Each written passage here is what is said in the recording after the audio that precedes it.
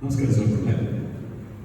നമ്മുടെ കൂടെ ഉണ്ണികൃഷ്ണൻ മാസ്റ്റർ നന്നാറിയെന്ന് വന്നിട്ടുണ്ട്. അതുപോലെ നല്ലൊരു കഥ എഴുതിയിട്ടുണ്ട് 5 മിനിറ്റ് ഷോർട്ട് ഫിലിമിന് വേണ്ടിയിട്ട്. അപ്പം അതുവരെ ക്ഷണിക്കുന്നു. എല്ലാവർക്കും നമസ്കാരം. 5 മിനിറ്റ് അവതരിപ്പിക്കാൻ പറ്റുന്ന ഒരു ചെറിയൊരു സന്ദേശം ഇന്നത്തെ സമൂഹം നേരിടുന്ന ഏറ്റവും വലിയ പ്രശ്നമാണ് ഡ്രഗ് അഡിക്ഷനും ഇലക്ട്രോണിക് അഡിക്ഷൻ. അതിൽ പെട്ടിട്ട് ഒരുപാട് ജീവിതങ്ങൾ, അവരുടെ മാത്രമല്ല കുടുംബത്തിലെ മൊത്തം ജീവിതം നശിച്ചു പോകും. ഇതിനെതിരെ നമ്മൾ പ്രവർത്തിക്കേണ്ട സമയമാണ്. അധ്യാപകർ ഒരുപാട് ഉപദേശിക്കുന്നുണ്ട്, വീട്ടിൽ ഉപദേശിക്കുന്നുണ്ട്. ഈ ഉപദേശങ്ങളൊന്നും അവർ ശരിക്കൊള്ളുന്നില്ല. കാരണം അഡിക്ഷനാണ്, അവരുടെ ബുദ്ധി നഷ്ടപ്പെട്ടിരിക്കുന്നു. ഇത് എന്താണ് ചെയ്യുക? ആ ഒരു സന്ദേശത്തിന് വേണ്ടി ചില അനുഭവങ്ങളാണ് അവരുടെ മനസ്സിൽ മാറ്റം വരുത്തുന്നത്. അതുകൊണ്ട് ഞാൻ ഈ ഷോർട്ട് ഫിലിമിന് ട്രാൻസ്ഫോർമേഷൻ അല്ലെങ്കിൽ പരിവർത്തനം എന്നുള്ളൊരു പേരാണ് ഉദ്ദേശിക്കുന്നത്. ഉപദേശത്തിനേക്കാൾ അപ്പുറത്ത് അനുഭവത്തിലൂടെ പഠിക്കുന്ന ഒരു സംഭവം. അത് 2 കഥാപാത്രങ്ങളാണ് പ്രധാനമായിട്ടുള്ളത്. ഇപ്പം നമുക്ക് ക്ലാസ്സിലായാലും നാട്ടിലെല്ലാവിടെയും കാണാൻ പറ്റും. നല്ലപോലെ പഠിക്കുന്ന കുട്ടി, ഇവിടെ രമേശ് എന്ന് പറയുന്ന നല്ലപോലെ പഠിക്കുന്നൊരു കുട്ടി, സ്വഭാവം എല്ലാവരും ഇഷ്ടപ്പെടുന്നു. അതുപോലെ ചീത്ത കുട്ടി രാജു എന്ന് പേരുണ്ട്, അവനെല്ലാവരും വെറുക്കുന്നു. അവനെ എപ്പോഴും കുറ്റം പറയുന്നു. ഡ്രഗ് അഡിക്റ്റ് ആണ്, ഇലക്ട്രോണിക് അഡിക്റ്റ് ആണ്, അവനെ കുറ്റം പറഞ്ഞുകൊണ്ടേയിരിക്കും. നീ രമേശിനെ കണ്ടു പഠിക്കും എന്ന് വീട്ടുകാരും നാട്ടുകാരും അധ്യാപകരൊക്കെ പറയാം. അപ്പോൾ രാജുവിൻ്റെ മനസ്സിൽ ഭയങ്കര പകയാണ് രമേശിനോട്. ഇവനെ എൻ്റെ ഗ്രൂപ്പിൽ ചേർത്തും എന്നെ പോലെ ആക്കണം, ഇവൻ അങ്ങനെ നല്ല മാർക്ക് വാങ്ങിക്കരുത് എന്ന് പറഞ്ഞുകൊണ്ട് അവൻ്റെ പിറകെ വളരെയേറെ സൗഹൃദം സ്ഥാപിച്ചുകൊണ്ട് പോകും. അവനൊരിക്കലും അവൻ്റെ സ്വഭാവ ദൂഷ്യം അവനുണ്ടാവില്ല, അത്രയ്ക്കും നല്ല കുട്ടിയാണ്.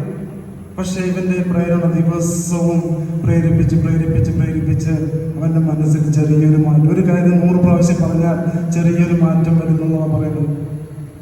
സാധാരണ കഥയിലെ പോലെ കുറേ പ്രാവശ്യം പറയുമ്പോൾ ആ മാറ്റം വന്നുകൊണ്ടിരിക്കും. നീ ഒന്ന് ടേസ്റ്റ് ചെയ്ത് നോക്കുക, എന്താണെന്ന് അറിയേണ്ടത്, നീ നോക്കണം എന്ന് പറഞ്ഞ് ജസ്റ്റ് ഒന്ന് ടേസ്റ്റ്, ഞാനിനി ഒരിക്കലും ഉണ്ടാവില്ല, നീ വെറുതെ ഒന്ന് ടേസ്റ്റ് ചെയ്യാം എന്ന് പറഞ്ഞ് അങ്ങനെ പതുക്കെ അത് ടേസ്റ്റ് ചെയ്യാം. പിന്നീട് പതുക്കെ ആ ഒരു ലഹരി ആസ്വദിക്കാനുള്ള താല്പര്യം കൂടുകയാണ്. പരീക്ഷകൾ അടുക്കുന്നു. 10ാം ക്ലാസ് പരീക്ഷ അടുക്കുമ്പോൾ എല്ലാവരും വലിയ പ്രതീക്ഷയാണ്. പക്ഷേ ഇവൻ പതുക്കെ പഠനത്തിൽ നിന്നും മാറുകയും അവൻ്റെ ജീവിതമാകെ നശിക്കുന്നൊരവസ്ഥയിൽ എത്തുകയാണ്.